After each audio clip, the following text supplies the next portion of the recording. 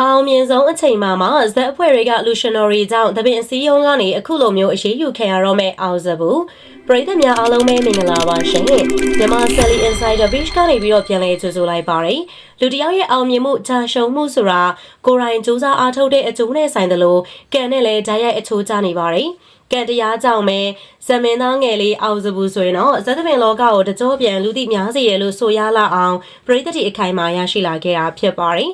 တကယ်တခါမှာဆိုရင်တော့ကံကြောင့်တကယ်ကိုသူခစ်ထလာတယ်လို့ပြောလို့ရတယ်။သူလိုက်မမီအောင်မြင်လာသလိုမမြင်နိုင်တဲ့ကံတရားကြီးကြောင့်ပဲအခုဆိုရင်အောင်စဘူးကိုအောက်ထိရောက်အောင်ပြန်ဆွဲခေါ်တော့မလို့ဖြစ်နေပါတယ်။အောင်မြင်ဆုံးချိန်မှာအောင်စဘူးက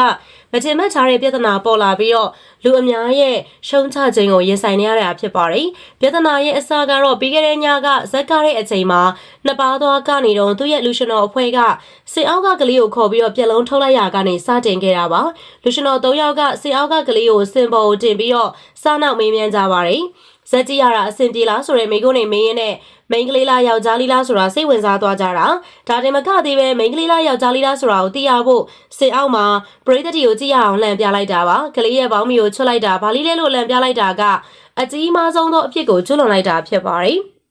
ကလေးငယ်ရဲ့ရှက်ဖွယ်နေအောင်မထိပါဖို့အတွက်အားလုံးကရှောင်ကျဉ်ကြရသလိုမိဘဆိုရင်တောင်မှအခုလိုလူပုံလည်းမလုပ်ခွင့်မရှိပါဘူးမိဘလည်းမဟုတ်တဲ့အောင်စဘူးရဲ့လူရှင်တော်တွေအခုလိုမျိုးမဖွယ်မရလုံးလိုက်တာကလူအများအတွက်စိတ်ပြည့်စရာဖြစ်သွားစေပါတယ်အောင်စဘူးကိုယ်တိုင်ကလည်းသူ့ရဲ့လူရှင်တော်တွေအခုလိုမျိုးလုပ်လိုက်မယ်ဆိုတာမထင်ထားဘူးဒါကတော့တိုက်ထားတဲ့ပြက်လုံးလေးမဟုတ်ပဲနှစ်ပါးသွားကနေတော့အချိန်ခဏပုံနေတဲ့အချိန်မှာလူရှင်တော်က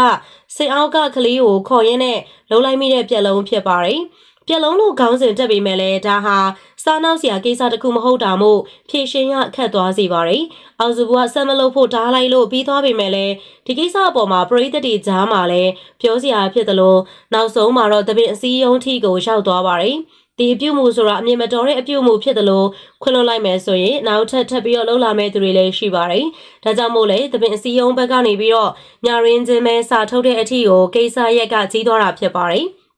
ဒီဖြစ်ပျက်ကိုသူတို့အနေနဲ့လိလူရှုမှာမဟုတ်ဘဲနဲ့စတင်ပြီးတော့စစ်ဆေးသွားမယ်လို့ထုတ်ပြန်လာခဲ့တာပါ။ဒါကြောင့်မို့အောင်မြင်နေတဲ့အခြေအနေတွေကနေရုတ်တရက်ပြောင်းလဲသွားပြီးတော့အောင်စဘူးက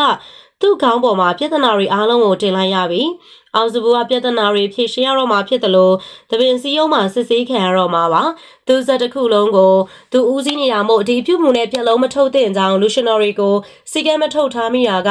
အောင်စဘူးရဲ့အကြီးမားဆုံးအမှားဖြစ်သွားပါတယ်။ဒါအပြင်အောင်စဘူးကိုရိုင်းကလည်းဘေးနောက်မှာရှိနေတာမို့ဒီပြက်လုံးကိုလက်ခံလိုက်တယ်လို့ဖြစ်သွားတာပါသူပရိသတ်တွေကတော့ဒီကိစ္စကဘလို့ဖြစ်သွားမလဲဆိုတာစိုးရိမ်နေကြပါတယ်ပြက်လုံးထုံးမိလိုက်တဲ့လူရှင်တော်ကလည်းပရိသတ်တွေကြားမှာလူသိများတဲ့လူရှင်တော်ဖြိုးဖြိုးဖြစ်နေတာပါဒီဖြစ်ပျက်ကဇက်သပင်အဖွဲ့ရဲ့ပုံရိပ်နဲ့လည်းဆိုင်နေတာပါဇက်သပင်လောကတလောက်တောင်မှအောက်ကြတာလားဆိုပြီးတော့အပြစ်တင်ကြသလိုအစင်မရှိတဲ့စကလုံးတွေနဲ့တတ်မှတ်ပြီးတော့အကဲဖြတ်နေကြပါတယ်ဒီကိစ္စမှာအောင်စဘူးဘလောက်ထိအရေးယူခံရမယ်လို့ထင်လဲပရိသတ်ကြီး comment လေးထဲမှာရေးခဲ့ပေးပါဦးဗီဒီယိုလေးအဆုံးလေးလိုက်ပါကြည့်ရှုပေးတဲ့အတွက်အားလုံးကိုကျေးဇူးတင်ပါတယ်ရှင်